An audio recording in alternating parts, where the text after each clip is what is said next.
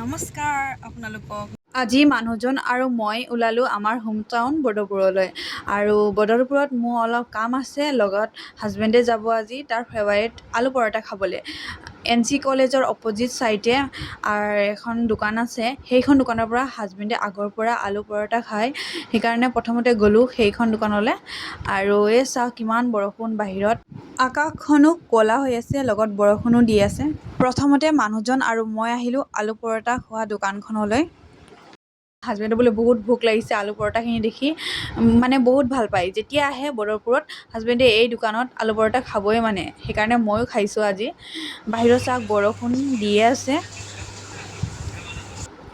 আৰু তাৰপিছত গ'লোঁ মই ট্ৰেডিং কৰিবলৈ।